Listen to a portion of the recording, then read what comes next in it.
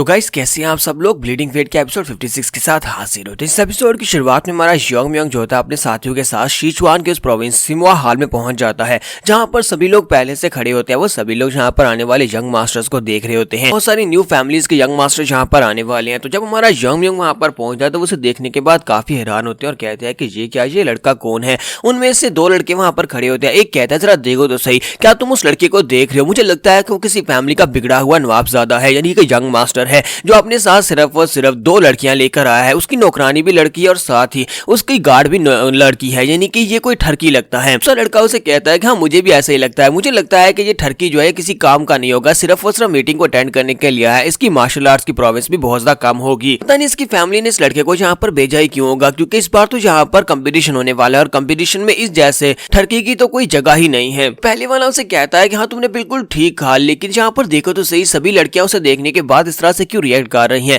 आखिर हम लोग भी यहाँ पर हैंडसम है, हमसे ज्यादा वो लड़का हैंडसम तो नहीं हो सकता। जबकि वहाँ पर जो बंदा सामने रजिस्ट्रेशन कर रहा होता है वो जैसे ही हमारे यंग म्योंग का वहाँ पर देखता है, वो देखकर बहुत सा हैरान होता है और कहता है क्या हमने कभी इस तरह का कोई यंग मास्टर देखा है? क्या हमारे सिचुआन में कोई ऐसी फैमिली है जिसका यंग मास्टर इतना ज्यादा हैंडसम और इतना ज्यादा रोब वाला हो? तो वो बंदा यंग म्योंग से कहता है कि सर क्या मैं आपका नाम जान सकता हूँ, और मुझे आपकी फैमिली का नाम भी जानना है ताकि मैं आपकी रजिस्ट्रेशन कर सकूँ। तो हमारा यंग म्योंग से अपने बारे में बताता है कि मैं टैंग फैमिली से हूँ, मैं टैंग फैमिली का यंग मास्टर यंग म्योंग हूँ। तो जैसे वो अपने बारे में बताता है तो वो इसकी रजिस्ट्रेशन कर लेता है। रजिस्ट्रेशन करने के बाद वो अपने एक बंदे को भेजता है जो सिमुआ हाल मास्टर के पास भागता हुआ जाता है और जाकर उसे बताता है। सिमुआ हाल मास्टर से कहती है तो इसका मतलब यह है कि वो आ चुका है, टैंग फैमिली का यंग मास्टर यंग म्योंग यहाँ पर आ चुका है। तो बंदा उसे कहता है हाँ सर वो यहाँ, हाँ मैडम वो यहाँ पर आ चुका है। खुद अपना नाम वहाँ पर रजिस्टर करवाया और रजिस्ट्रेशन में उसने अपना नाम यंग म्योंग लिखवाया है। अपना नाम लिखवाने के बाद वो अपने क्वार्टर्स में चला गया जहाँ पर उसके रहने के लिए बंदोबस्त किया गया है। इस वक्त वो क्वार्टर्स में ही रह रहा है। तो सिमुआ हाल मास्टर से कह दिया ठीक है तुम जा सकते हो। फिर साथ ही वो सोच रही होती है फिलहाल के लिए उसे रेस्ट करने दो। वैसे तो मैं उसे जितनी जल्दी हो सके उतनी जल्दी मारना चाहती हूँ,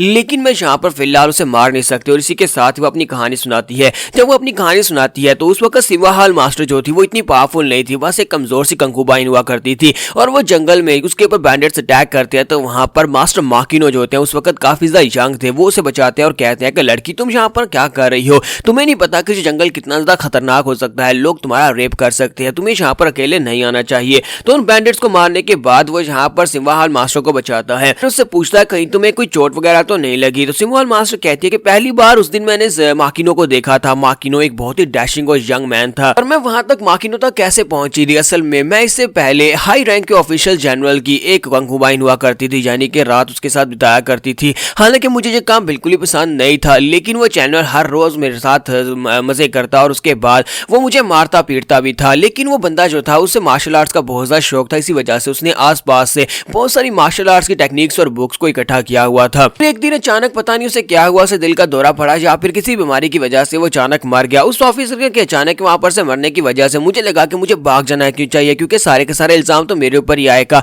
तो मैंने वहां पर से मार्शल आर्ट्स की एक सबसे बेहतरीन बुक को उठाया, क्योंकि मुझे लगा कि फ्यूचर में जाकर जब कभी यहाँ पर इन लोगों से बच जाऊंगी तो मार्शल आर्ट्स की टेक्निक्स को मास्टर कर लूंगी। तो एक बुक को उठाकर मैं वहां से भाग गई और अपनी नई जिंदगी स्टार्ट करने के सपने से भागकर यहाँ पर जंगल से गुजर रही थी कि बैंडेट्स ने मेरे पर अटैक कर दिया। और यही वो दिन था जब मैं माकिनो से मिली। माकिनो से पहली बार मिलने के बाद माकिनो मुझे अपने साथ लेकर अपने क्लैन में आ गया और अपने साथ ले आने के बाद हम दोनों के दरमियान में रिलेशनशिप जो था वो काफी अच्छे से आगे बढ़ा, क्योंकि माकिनो एक यंग मैन था और मैं एक यंग गर्ल थी। तो हम दोनों के दरमियान में प्यार हो गया। माकिनो से तलवारबाजी भी सिखाता है, तो वो सोच रही होती है कि उसने अपने वुडोंग सेक्टर में मुझे जगह दी और मुझे यहाँ पर मार्शल आर्ट्स के बेसिक भी सिखाए, लेकिन मैं उसकी तरह स्ट्रॉन्ग बनना चाहती थी ताकि मैं उसकी जिंदगी का हिस्सा बन सकूं। इसी वजह से मैंने उस मार्शल आर्ट्स की टेक्निक जिसको मैंने चोरी किया था, उस मार्शल आर्ट्स की टेक्निक को मैंने मास्टर करने की कोशिश की। उस मार्शल आर्ट्स की टेक्निक का नाम रेड लोटस फ्लेम आर्ट था। ऐसे मैंने उस मार्शल आर्ट्स की टेक्निक को मास्टर किया। इसी के साथ ही मुझे समझ आ गई कि मेरी खुशियां जो है वो ज्यादा देर तक नहीं टिकने वाली, क्योंकि मुझे शायद एक बीमारी लग गई थी, एक बीमारी जिसकी वजह से मेरे मुंह से खून आना शुरू हो गया और मैं कमजोर होना शुरू हो गई। और उस दिन के बाद से मेरी बॉडी जो थी वो बहुत ज्यादा कमजोर और कमजोर और कमजोर होती गई। मुझे लगता है कि शायद मुझे कोई ऐसा डिजीज, कोई ऐसी बीमारी हो गई थी जो कि बिल्कुल भी क्योरेबल नहीं थी, जिसका कोई इलाज नहीं था।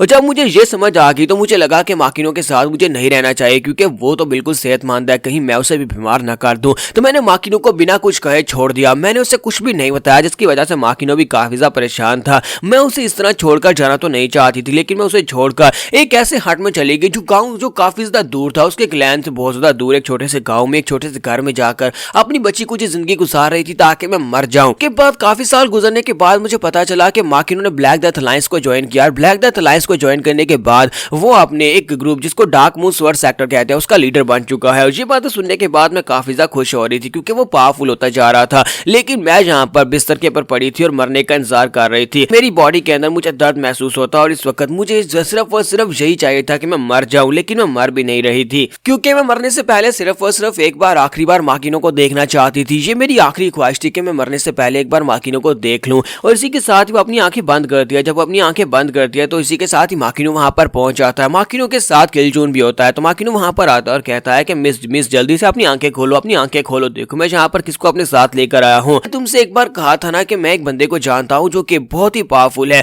और जो किसी भी किस्म की बीमारी को भी ठीक कर सकता है, तो मैं उसे अपने साथ लेकर आया हूँ। तो वो किलजून से कहता है कि मुझे समझ नहीं आ रही कि इसको अचानक से क्या हो गया। जब इसने उसे छोड़ा था उस वक्त तुझे बिल्कुल ठीक थे और इस वक्त इसकी हालत बहुत ज्यादा खराब है। तो किलजून उसे कहता है कि मुझे लगता है कि तुम्हें इस बारे में नहीं पता होगा, लेकिन इसने एक ऐसी मार्शल आर्ट्स की टेक्निक को सीखा है जो कि यांग टेक्निक है। लेकिन इसकी बॉडी क्योंकि एक लड़की है इसी वजह से इसकी बॉडी के अंदर यिन एनर्जी है और यिन एंड यांग एनर्जी के आपस में कंट्रडिक्शन की वजह से जिसकी हालत ये हो गई है। ये कोई बीमारी नहीं है बल्कि इसकी मार्शल आर्ट्स की टेक्निक है। तो हमारा किलजून जो होता है वो उस लड़की से कहता है कि चलो जल्दी से मुझे ये बताओ कि तुमने कौन से फार्मूला को सीखा था, मुझे उस मार्शल आर्ट्स का सारा फार्मूला बताओ जो भी तुमने सीखा था। इसके साथ सिमवाल मास्टर कहती है कि मुझे नहीं पता कि उस बंदे ने वहां पर मुझसे क्या कहा, लेकिन उसने जब मुझसे कहा कि मुझे अपना फार्मूला बताओ तो मैं चुपचाप उसके सामने बैठ गया और मेरा मुंह खुलना शुरू हो गया। मैंने उसे सारे का सारा फार्मूला बता दिया। जब मैंने उसे सारे का सारा फार्मूला बता दिया रेड लोटस फायर का, तो उसके बाद तकरीबन आधा घंटा लगा होगा और उस बंदे ने यानी कि मास्टर किलजून ने वहां पर उस फार्मूला को दोबारा से रीराइट किया, उसको अपडेट किया, उसको अपग्रेड कर दिया। आपको ये बात मैं पहले बता चुका हूं कि किलजून किसी भी मार्शल आर्ट्स की टेक्निक को देखने के बाद उसको इंक्रीज कर सकता है, उसकी पावर्स को डबल कर सकता है या फिर उसको अपग्रेड कर सकता है। तो वो उसको अपग्रेड करने के बाद से कहता है कि अब इस टेक्निक को दोबारा से मास्टर करो। अगर तुम इसको दोबारा से मास्टर कर लेती हो तो ये तुम्हारी यिन एनर्जी के साथ बिल्कुल परफेक्ट बैठेगा और उसके बाद तुम इस टेक्निक को अच्छे से यूज कर पाओगे क्योंकि मैंने यहाँ पर तुम्हारे फार्मूला को काफी ज्यादा बदल दिया है। तो सिमवाल मास्टर कहती है कि उसके बाद मैंने उसके लिखे हुए फार्मूले को मास्टर करना शुरू किया। तो जब मैंने वहां पर किलजून के लिखे हुए फार्मूले को मास्टर करना शुरू किया तो उसके बाद मेरी एनर्जी मुझे वापस मिलना शुरू हो गई और साथ ही मेरी बॉडी बिल्कुल परफेक्ट स्टेट में आ गई और मैं दोबारा से कल्टीवेटर बन गई। और कल्टीवेटर बनने के बाद मैंने सोचा कि अब जबकि मास्टर किलजून ने यहाँ पर मेरे पर इतना बड़ा एहसान किया, मेरी जान बचाई है, तो एक गुलाम होने के नाते यानी कि उसकी एहसानमंद होने के नाते मुझे उसके लिए कुछ करना चाहिए। तो मैंने सिमवा हाल की बुनियाद रखी और उसके बाद जाकर ब्लैक डेथ अलायंस को ज्वाइन कर लिया, जिसके बाद मुझे सिमवा हाल मास्टर बना दिया गया। मुझे लगा था कि वापस आने के बाद मैं माकिनो के साथ अपने रिलेशनशिप को दोबारा से बेहतर कर सकती हूँ, लेकिन अफसोस के माकिनो ने मुझे साफ साफ ना कर दी क्योंकि काफी साल गुजर चुके थे और माकिनो शादी कर चुका था। उसने कहा कि हम दोनों के दरमियान में पहले जो कुछ भी था वो अब खत्म हो चुका है क्योंकि मेरी शादी हो चुकी है और मैं किसी और औरत से प्यार करने लगा हूँ। इसका मतलब यह है कि हम दोनों के दरमियान वो सब कुछ नहीं हो सकता। इसके लिए मैं माकिनो को भी बिल्कुल भी ब्लेम नहीं दे सकती क्योंकि इतने सालों तक मैं खुद उससे दूर चली गई थी और अगर उससे इस दौरान किसी दूसरी से प्यार हो गया या फिर उसने किसी दूसरी औरत से शादी कर ली तो इसमें उसकी कोई गलती नहीं है बल्कि मेरी ही गलती है और वो मुझसे दूर और दूर और दूर होता गया। उसके बाद अचानक मुझे खबर मिलती है कि माकिनो और उसकी पूरे का पूरा सेक्टर ब्लैक डेथ अलायंस को किसी ने मार दिया है। टैंग फैमिली के यंग मास्टर ने उन सभी लोगों को मार दिया है। मेरी जिंदगी का सिर्फ और सिर्फ एक ही मकसद है, टैंग फैमिली के यंग मास्टर और उसकी पूरी की पूरी फैमिली को डिस्ट्रॉय करना ताकि मैं माकिनो की मौत का बदला ले सकूं। तो यहाँ पर हम लोग अपनी एपिसोड 56 का एंड करेंगे। एपिसोड की एक्सप्लेनेशन अच्छी लगी हो तो कमेंट करके जरूर बताइएगा और वीडियो को लाइक करना मत भूलिएगा। Thank you.